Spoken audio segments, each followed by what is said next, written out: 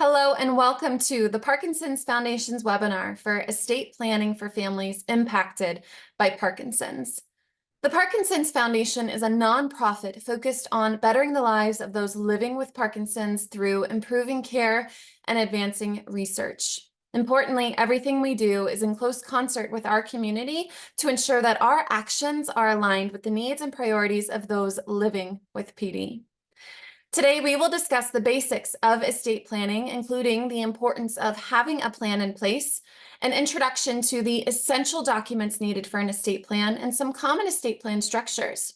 You will have a clearer understanding of various terms like wills, trusts, probate, and powers of attorney, and will learn how to find an experienced professional to assist with estate planning. To begin our formal presentation, I would like to introduce today's moderator. Jim Morgan was diagnosed with early onset Parkinson's disease in 2006. Soon after, he began serving in Parkinson's Foundation roles from Moving Day Miami chairman to co-chair of the Volunteer Leadership Summit and Development Committee member. Jim also serves as a member of the Foundation's National Board of Directors. He works with numerous charitable organizations. He is the vice chairman of the board of directors of Branches, Inc. He has also volunteered with the Miami Lighthouse for the Blind, the St. Thomas Episcopal Parish School Board, and United Way of Miami-Dade County. For more than 30 years, he has been an active member of the First United Methodist Church of Coral Gables, where he currently serves as the chairman of the Board of Trustees. He was awarded the South Florida Business Journal's Up and Comers Award, and until his retirement in 2021, was recognized among the best lawyers in America and Florida super lawyers. In 2019, Jim was recognized as one of the Ronald McDonald House Charity's 12 Good Men and received the United Way of Miami-Dade County's Dorothy Shula Award for outstanding volunteerism. Jim received his law degree from Nova Southeastern University. Jim, the Foundation is overwhelmingly grateful for your commitment and dedication you have in serving our community. Thank you for all that you do.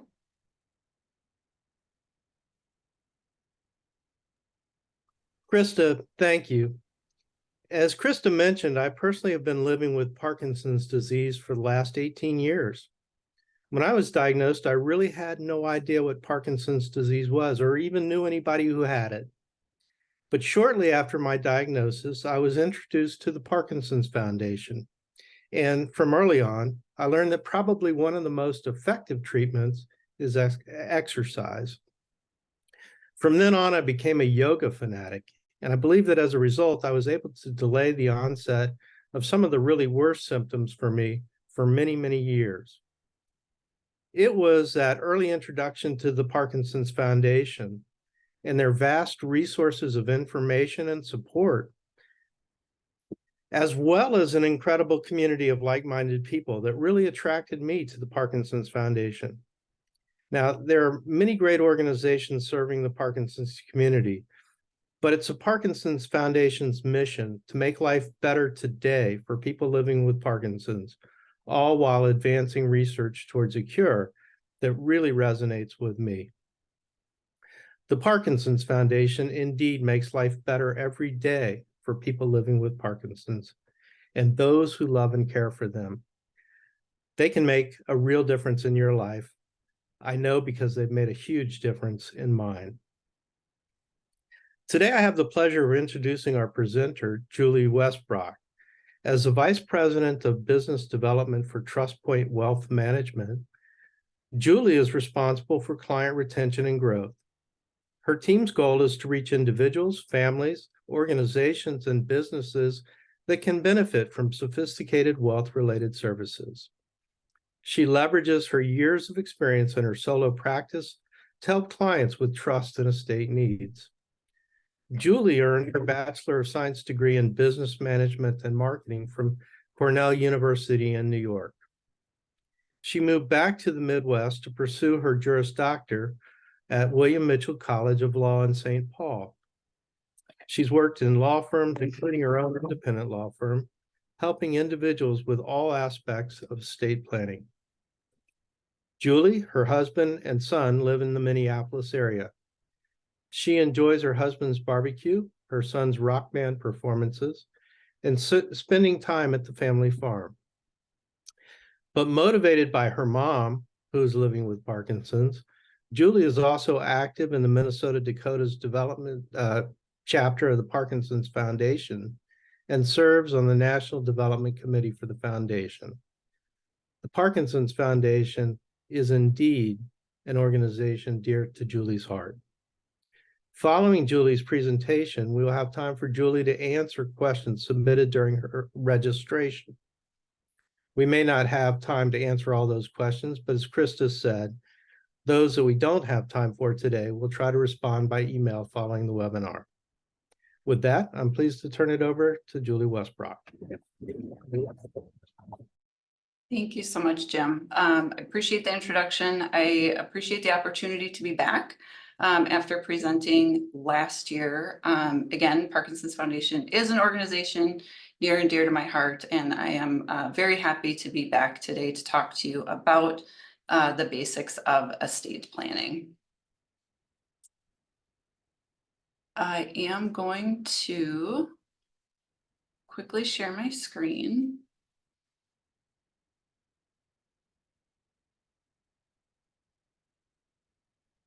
There we go. Okay.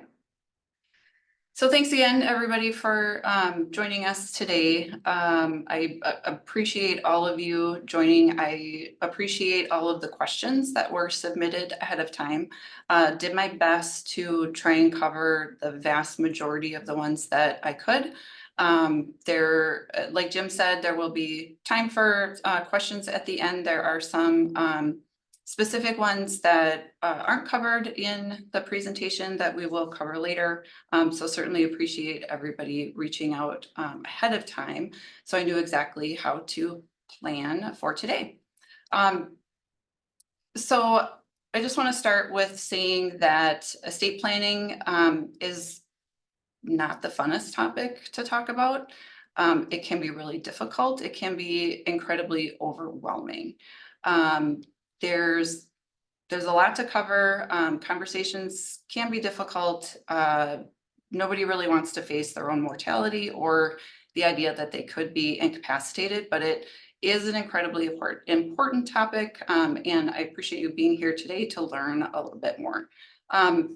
Do want to also mention that there were a lot of questions initially about asset protection and asset preservation and Medicaid planning. That is a whole separate topic that won't be covered today, but we did do a webinar on that particular topic last year, and there is a recording of that available through the Parkinson's website. So today we will go through just the very basics of estate planning, but if you do get into asset protection, asset preservation, Medicaid planning, it's important to know the topics that I'm going to discuss today. So first I want to get into what actually is estate planning. And to sum it up, it's the process of memorializing your wishes for how you want your estate handled, not only when you pass away, but also upon your incapacity. Estate planning is state specific. So each state has their own laws around estate planning, and it is important when you put your plan together to contact an attorney that is licensed in your state of residence. I am in Minnesota, and so a lot of what I will talk about is Minnesota related. However, the topics do span across the nation. So wherever you are watching from, these topics will be pertinent to you. But again, be sure to reach out to an attorney licensed in your state. So why is it important for families with Parkinson's to put together an estate plan? It is truly important for everybody to have an estate plan in place. But what we do know about Parkinson's is that it will progress. And putting in a plan in place before reaching incapacity is going to help everybody that is involved in your life. It's a chance for making those important decisions early, making those decisions now so that nobody has to guess down the road or in the case of an emergency or any sort of health crisis.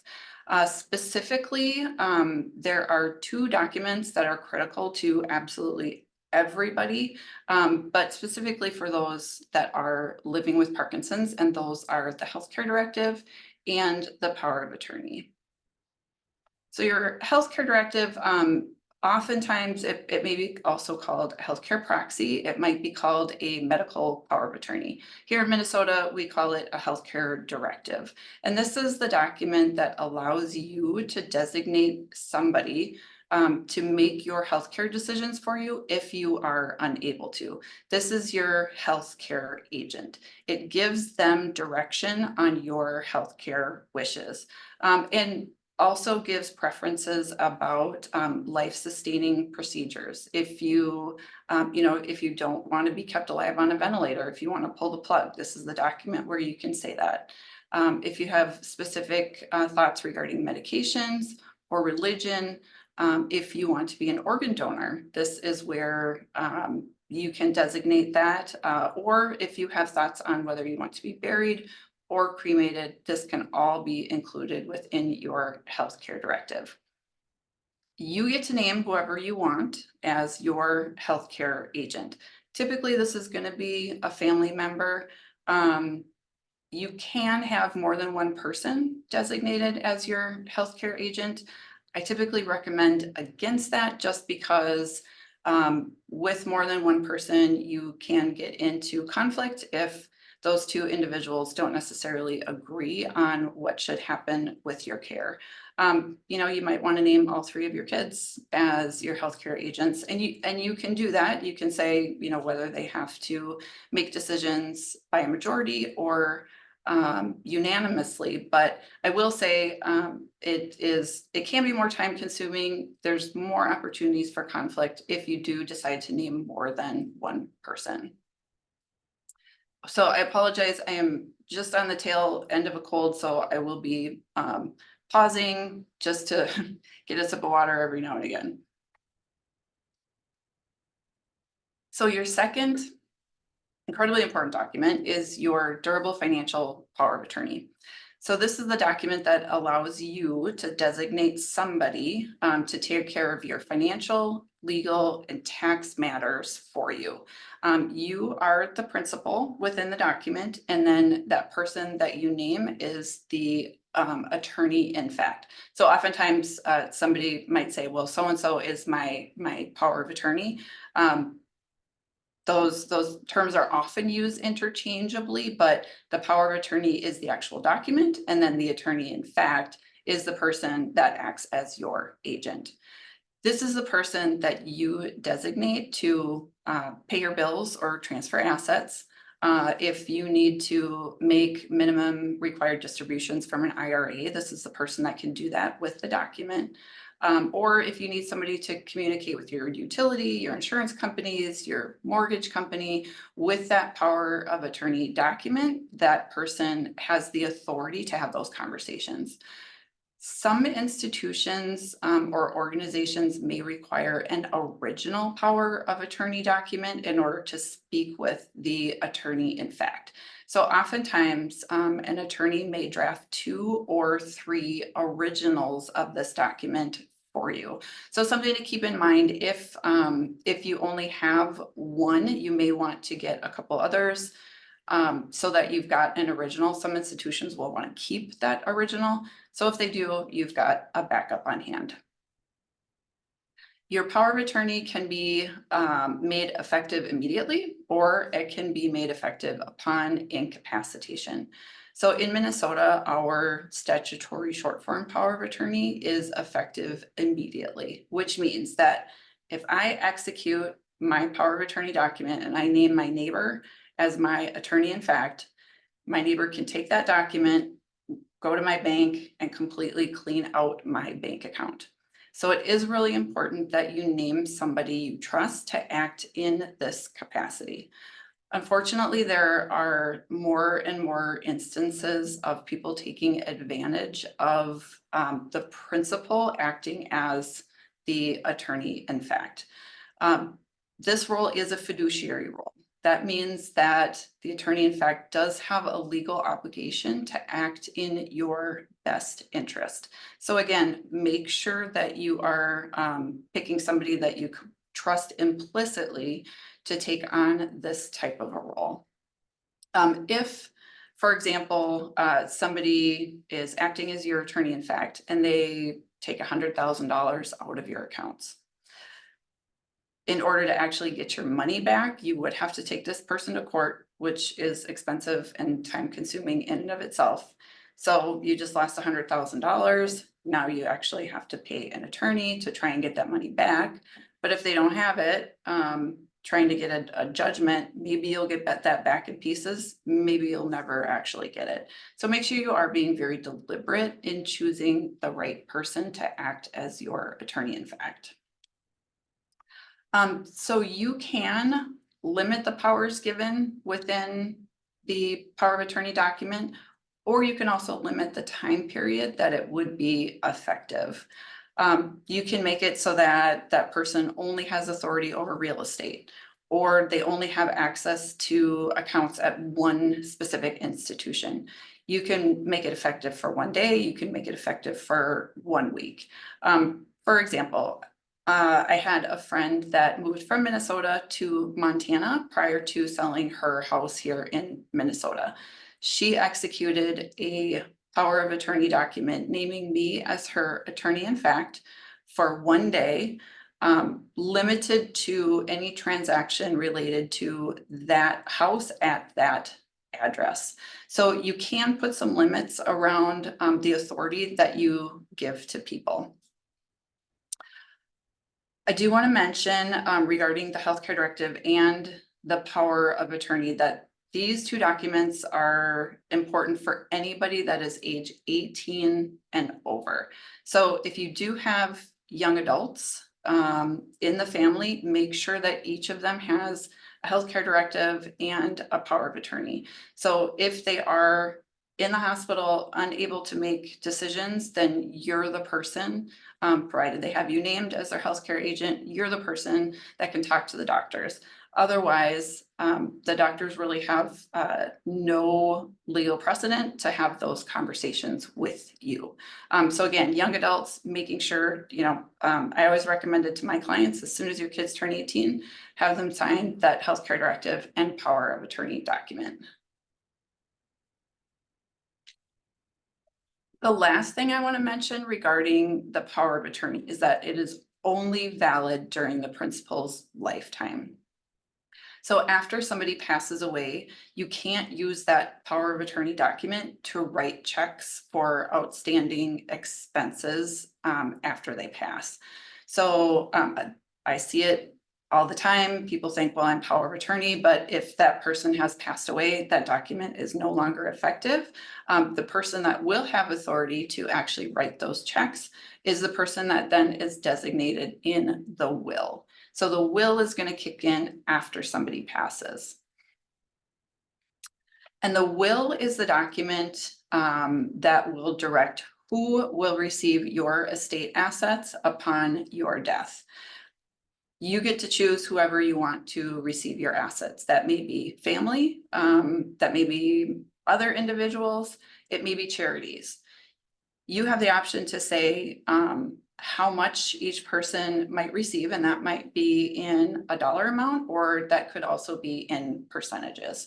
So in my will, I could say, you know what, I want 50% to go to my son, and I want the other 50% to go to the Parkinson's Foundation. But it is completely up to you to decide who receives your assets. So within the will, you are saying who should get your property, but also who's the person that's going to handle the estate administration. And this person is called the executor, a term that most of us have heard multiple times. This is the person that is designated within your will. The will also says who should care for your children should you pass away. The guardian, this is something that people forget about a lot. Young people who don't have a lot of assets, but they have young children, they think, well, I don't really need anything because you know what, if I pass away, everything's going to my husband. But they don't really think about what happens if they both pass away. And unfortunately, if they don't have a will and something does happen to both of them, which unfortunately it does happen, I have seen it happen. So it is good to be prepared for that. If a kid loses both parents, you might have two sets of grandparents that are fighting over who's going to raise the kids now until they turn 18. And it's going to be somebody that doesn't know you, somebody that doesn't know your family that will be making that decision. It's going to be a judge. So even if you don't have young children, if you have kids that have young children or anybody within your family that does have young children, it's a good opportunity to check in with them to see if they do have a will in place. So the will is going to go through the probate process. And probate is the legal court process for validating the will, meaning what was it executed correctly? Is this the most recent version? Appointing the executor. So within the will, you nominate who you want to act in that role. And through the probate process, that's where they are given the authority to act. Then paying decedent's debts and expenses, and then distributing the property after death. After all debts and expenses are paid, that's when the beneficiaries are going to receive their assets per whatever terms you have put within your document. If you don't have a will, the state does have a distribution plan for you, which may or may not be what you would actually want to see happen with your assets. When I was practicing law, I had a client that was single, no kids. She'd been estranged from her parents for a number of years. In Minnesota, if she did not have a will but passed away, her assets would go to her parents. Clearly, that's not what she would have wanted at the time. And so it was important for her to put a will into place. Blended families, often people think, well, if I pass away, it's automatically going to my spouse. But if you have children from a previous marriage, the rules are going to be different. So you do want to take a look at, okay, if I don't have anything, what is actually going to happen? And that's going to be determined by whatever laws your state has codified.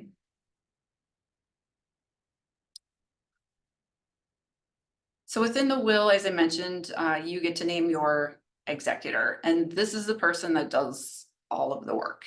This is the person that will sell any real estate. They're going to close up your accounts. They're going to gather everything together. They will reach out to life insurance companies. They're going to collect any debts that may be owed to you. If you happen to have rental property, they're the ones that are going to need to collect the rents. They're the ones that are going to need to make sure that taxes and insurance are continue to be paid on that rental real estate until it either gets sold or gets distributed to who you have determined within your will. They're really the person that's going to manage all of your assets during the administration process. They're the person that's going to pay all of your debts and expenses, including taxes. So they're going to make sure that your final income tax returns get filed. In Minnesota, the executor has to publish notice to creditors, and then creditors have 4 months from the date of publication to file a claim against the estate. If there is a claim filed, then it's the executor that's going to take a look at it, say, yes, this is a valid claim. We're going to go ahead and pay it, or no, this isn't a valid claim and this is why. So they're the ones that are reviewing each and every debt or expense that is going to be out there.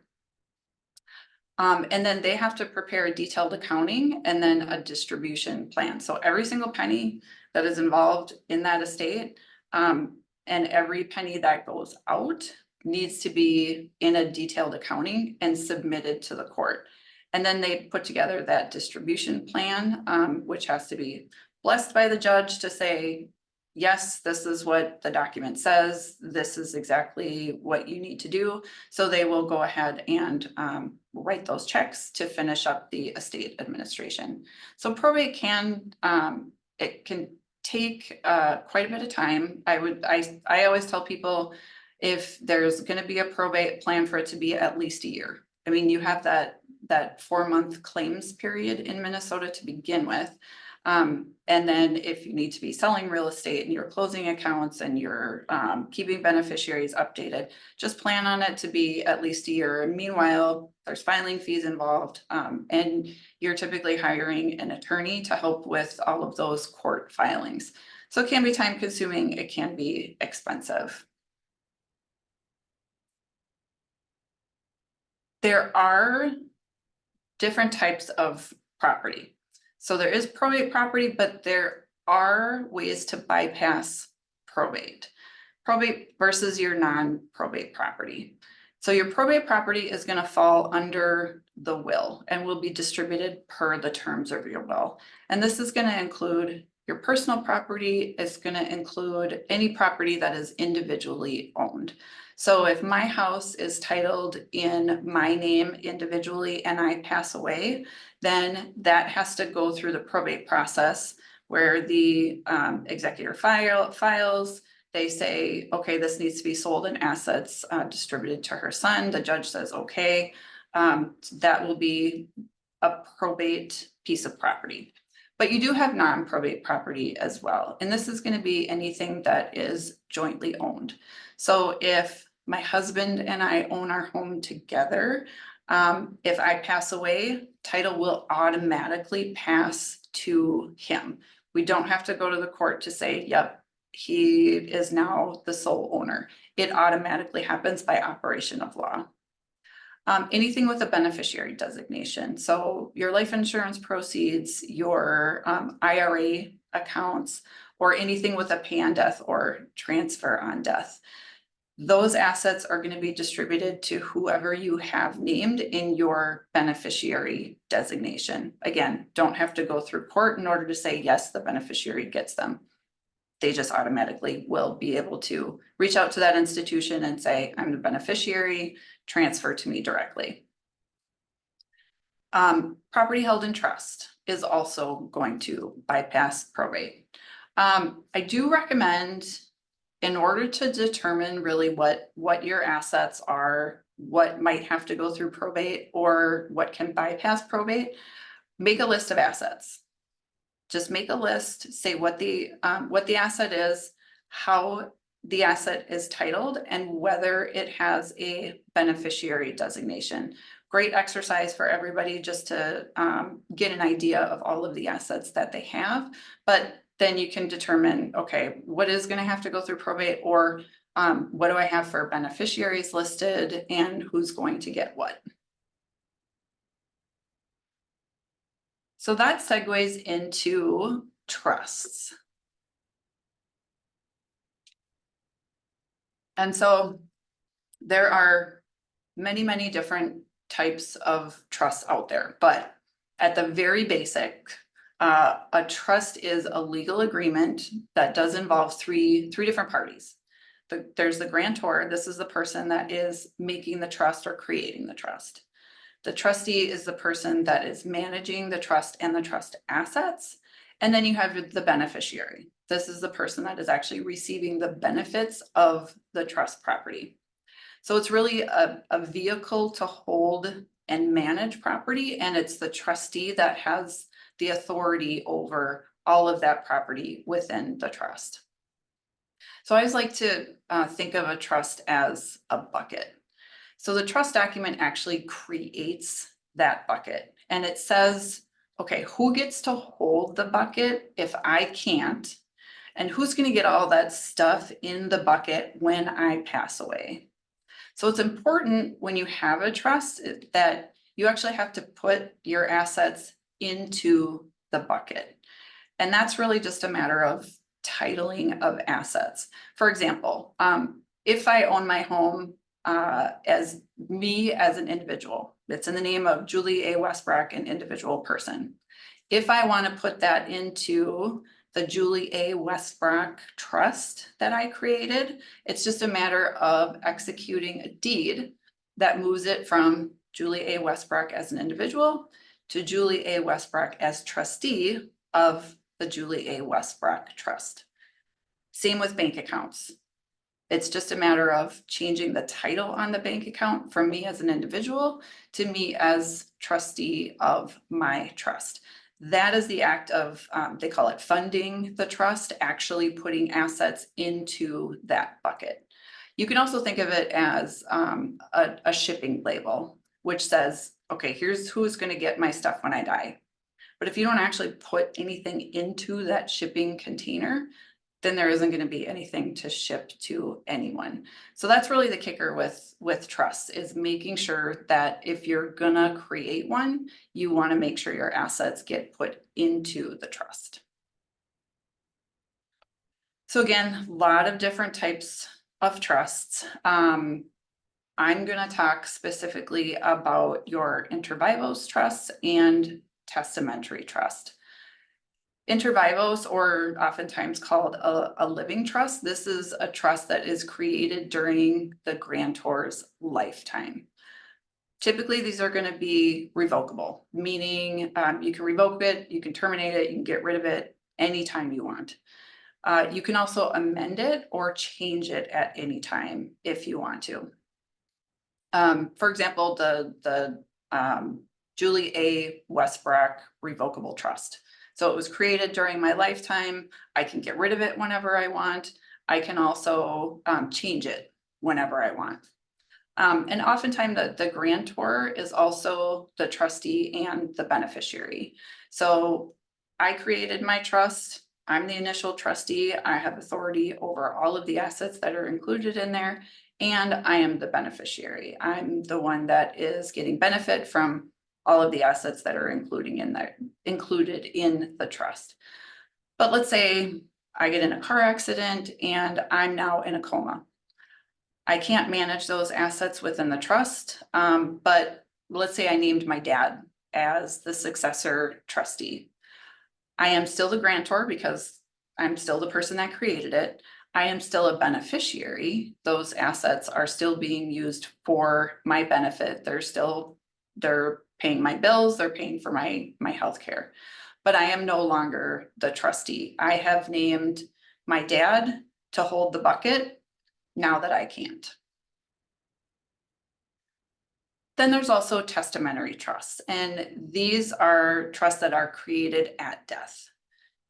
Created typically under a will, or it might also be created under a revocable trust. So for example, I have a will, and I have my son named as the beneficiary in my will. He's only 14. I don't want him to receive all of those assets the day that he turns 18. So I can say in my will that I want to create a testamentary trust for his benefit, and all of my assets are going to be held in that trust until he reaches age 40. At that point, the trust will terminate. But testamentary trusts are typically irrevocable. And so my son can't say at age 35, well, I don't really like this anymore. I don't have this trust. I really want it to go away. It's not going to go away until age 40 when it terminates. I could also say it's going to be irrevocable for his lifetime, and it's going to stay in trust for his lifetime, and then it's going to be for the benefit of his children. So testamentary trusts are really good for minors. That way they're not getting assets at an early age and blowing it on whatever stupid thing they might want to purchase. But it's also really good for disabled beneficiaries. So if there's somebody that is receiving government benefits, if they were to receive an inheritance, they might be kicked off of those benefits. So creating a testamentary trust for their benefit can allow them to maintain their benefits, but they now have these assets in trust to supplement whatever benefits they might be receiving. The other benefit to a testamentary trust is that assets can be protected from divorce and creditors. So again, I'm leaving assets in trust for my son. He gets married at age 25, he gets divorced at age 35. Those assets in that irrevocable trust, he doesn't just have any access to those. He can really only access it for health, education, maintenance, and support. So they can be used for him, but he doesn't have full access. He can't reach in and say, okay, well, I want the whole thing.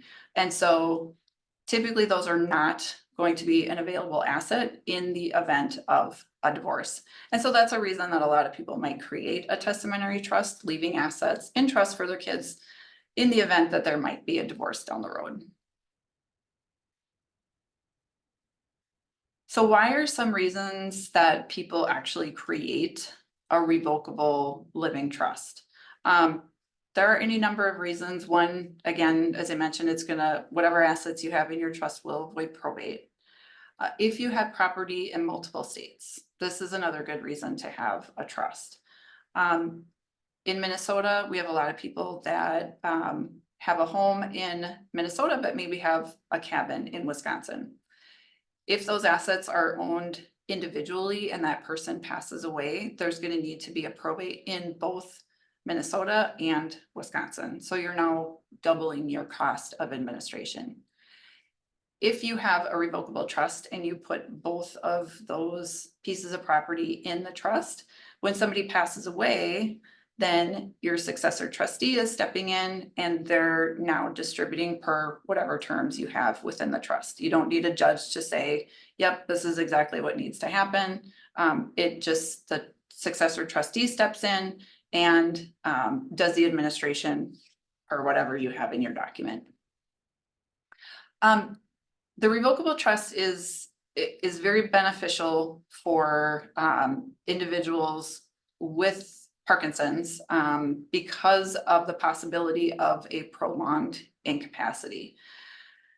A trust can be less complicated than using a power of attorney, again, because there has been so much abuse of the use of power of attorney with financial institutions. Often those institutions are reluctant to honor them.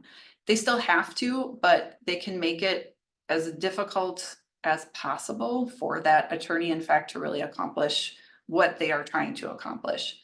With a trust, again, the example of me being in a car accident, being in a coma, my dad can now step in as the successor trustee without a court saying, yep, now you have authority. It's under the document. He is now trustee. He can continue to manage whatever I have within the trust. He can pay my taxes, insurance, bills. If I need to go to assisted living, he's the one that can sell real estate. It can just be much more efficient to use a trust than to use a power of attorney. I do want to note that with a revocable trust, you will still have what's called a pour over will. So you will have that will document to go along with the trust. And really the reason for this is because, let's say I created a trust, I thought I put all my assets in the trust, but there was a bank account that was still in my name individually. If we do need to have a probate, then that pour over will says, okay, whatever was forgotten, we want those assets to pour over into the revocable trust. And then distributions then are made per whatever terms I put within the trust document. So the trustee, their responsibility is going to be to secure trust assets. They're stepping into your shoes. They're managing your assets. They're paying the bills. They're selling anything if it needs to be sold. But the trustee is a fiduciary. Again, they have a legal obligation to do what's in the best interest of the beneficiary, and the trustee can be held liable for mismanagement. So this comes to choosing a trustee, and this can be a really tough decision for a lot of people. The executor and the trustee, these are fiduciary roles, and you have the option to choose whoever you want to act in that capacity. You can name an individual. If you are looking at an individual, make sure they are trustworthy, make sure they are financially savvy, and that they have the time and energy to devote to the administration. I speak with couples who they're looking at putting their estate plan together, and they have 2 kids. Both of their kids have young children. They're all working full time. They just don't have the time to put into it, and so they're not going to be naming their kids as their fiduciary. You do have the option to choose a professional fiduciary. So TrustPoint as an organization, we do act as a professional trustee and professional executor. And oftentimes naming a professional can be beneficial because you do have, they are an independent and completely neutral third party. They are doing the administration based on whatever you have in your will, whatever you have in your trust document. And having that independent neutral third party can really help with family conflict or to dispel any tensions. I mean, TrustPoint, we are not going to have a seat at the table at Thanksgiving. So our job is to do the administration based on the language in the document. And if that makes some people angry, that's okay, because we're not going to be there. We're not going to be sitting down at the table. The family can be mad at us. We are abiding by the decedent's wishes. So oftentimes, just to make sure that there isn't any conflict after somebody passes away, a professional fiduciary can make sense in that particular situation as well. And the experience, I mean, this is what we do for a living. So it can be more efficient, as far as time and expense if you do name a professional in your documents.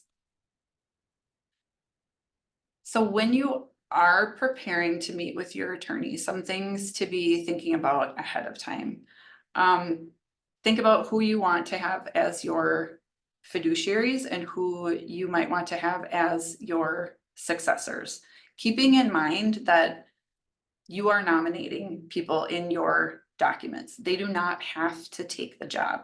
They can actually decline if they are unable to act or if they really just don't want to do it. So it is good to name multiple successors in the event somebody isn't able to act on your behalf.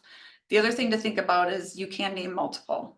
As I mentioned with the healthcare directive, it's not always as efficient, but you do have the option of naming a co-personal representative or executor or a co-trustee. And you could also name an individual trustee along with a professional trustee. So when TrustPoint acts in that capacity, we are handling the heavy lifting with administration, but we are working together on making decisions with the individual co-trustee. And then thinking about if there is prolonged incapacity, what do you want to see happen with your healthcare? What do you want to see happen with your finances? Does a will or trust make sense for you? And who do you want to have as your beneficiaries? Do you want to include charities? If you do, keeping in mind that you can name percentages rather than just set numbers. And a couple of final notes.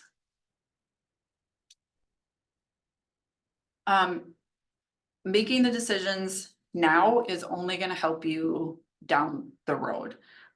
Most people don't want to make these decisions. I get it. It's hard. I put my own plan together and it's not easy to think about these things, but making the decisions early is really going to help everybody within your family, everybody close to you, know and understand what you want to see happen.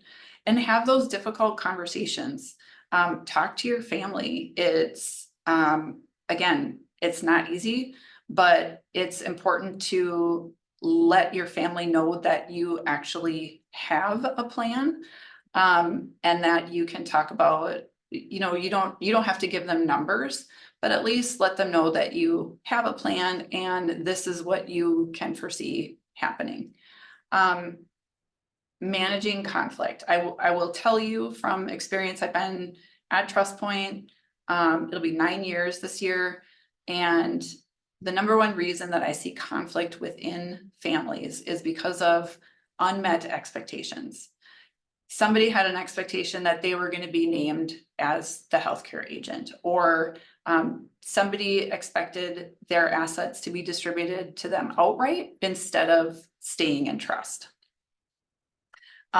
Letting your family know what your plan is the absolute best way to minimize any conflict should you become incapacitated and then after you pass away. So again, have the difficult conversations. Let them know what the structure of the plan is if you don't want to talk about numbers. And then avoiding mistakes. So a couple of mistakes that I often see. One is not funding your trust. So you pay all this money, you have a trust put together, but then you don't actually put any assets into the bucket. So make sure that you are putting any and all assets that you can in your trust if you do create one. Beneficiary designations. So not checking to see who you have listed on your beneficiary designations. So you may have, let's say you have 3 different retirement accounts going to, and you have 3 kids, each kid gets a retirement account, but the amounts are completely different. If they know that that's going to be the case, that can help dispel some conflict. But if they only know that they're getting one, but don't know that the amounts are going to be different, that's something to keep in mind. So you may want to have all 3 of your kids listed on all 3 of your IRA accounts. Also not naming anybody as a beneficiary on an account. If you don't have anybody named, then that account will be paid to your estate, which means you're going to have to open a probate.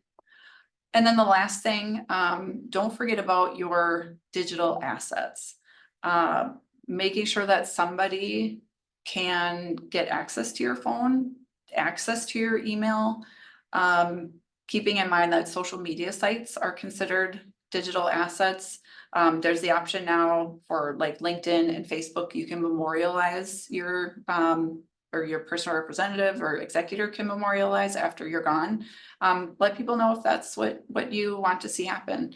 Or cryptocurrency. If you pass away, but nobody knows the key to actually get into the cryptocurrency, there is case law that says, too bad, those assets are gone. So make sure you do remember your digital assets. Also, finally, would like to mention that Giving Docs is it's an organization that you can online create an estate plan for free. Now, keep in mind this would be for a very basic estate plan. If you have any complications or if you want to do any tax planning or Medicaid planning, it's really important to reach out to an attorney for those. But you know, if a basic will makes sense for you, and if you would like to include Parkinson's Foundation in your plans, you can do so through Giving Docs. If you do decide to name Parkinson's as part of your plan, it's good to let them know. That way they can establish that relationship with you. And then they can just keep a note to keep in touch so that, you know, if and when something does happen, then they'll be notified. If you do have additional questions, you can email legacy@parkinson.org. And as we mentioned previously, if the questions that you had were not answered today, you can always, or if other questions came up as I was going through the presentation, you can shoot an email to legacy@parkinson.org. And now I know that we do have some questions. I think Jim is going to come back and we'll do a little Q&A. Here I am.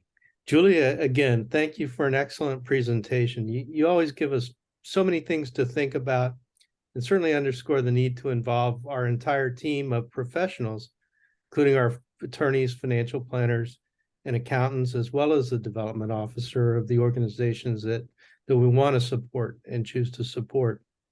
We do have time for a few questions here, and the first is really kind of a very practical, basic question. And the question is, I don't have an estate plan. How do I get started? What's my first step? Great question. First step would be finding an estate planning attorney licensed in your state. So attorneys can practice in all different areas, so it is important to look specifically for an estate planning attorney.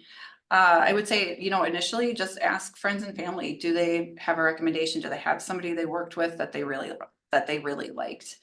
I would also direct you to, there is a website for ACTEC, ACTEC, which is the American College of Trust and Estates Council. This lists estate planning attorneys across the nation. Not just anybody can actually be listed here. You have to be nominated by your peers and actually elected into the group. So if we have clients that, let's say they had a place in Arizona and we need to contact a lawyer in Arizona, oftentimes I will go to the ACTEC website. There's a tab at the top for find a lawyer, and you can put in whatever city and you'll get people that have been practicing estate planning for a long time. And again, they have to be nominated, they have to be elected. So you know that you're going to get somebody that is very capable of putting a plan together. I do recommend talking to a few different people, actually interview them. Make sure you're asking about fees, asking about timing, and make sure that it's somebody that you will be comfortable working with. So I would say first step is look for that estate planning attorney. Great, great. And I think Danielle has put the link to the ACTEC Society in the chat. So if you have an interest in that. Wonderful. There. Speaking of fees for attorneys, this is something that we always like. What should I, as a former attorney, what should I expect the estate plan to cost? I mean, how much does this run? I wish there was a standard fee schedule for estate plans. Unfortunately, it varies by plan based on your complexity. It varies by state, and it varies by attorney.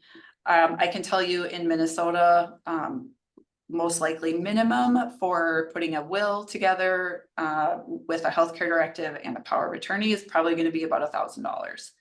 For setting up a trust is going to be minimum of $2,500.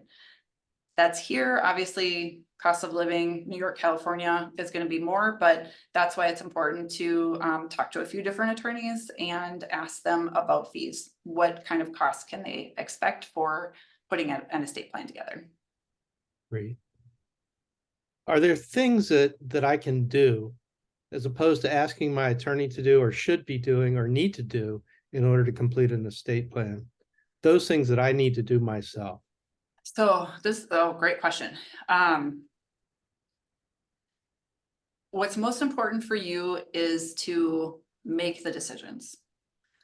Who do you want to have named as your agents and fiduciaries? And who do you want to have receive your assets? The attorney, their job is really going to be to draft the documents, but also to ask you the questions. So if you decide, okay, I want my kids to receive my assets when I'm gone, they're going to ask you, do you want those assets to stay in trust for a period of time, or do you want them to receive them outright? They're also going to ask, are those beneficiaries minors? Do they have any sort of disability? They're going to be thinking 2 steps ahead to the actual administration and how this is going to play out and things that you might run into down the road. They're also going to discuss best practices with you, make recommendations based on your situation. They're going to make sure that your plan follows the law.